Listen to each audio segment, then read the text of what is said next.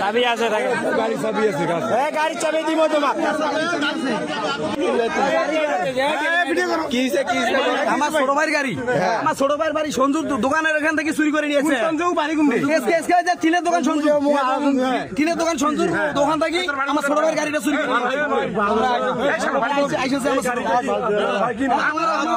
আমার ভাইয়ের গাড়ি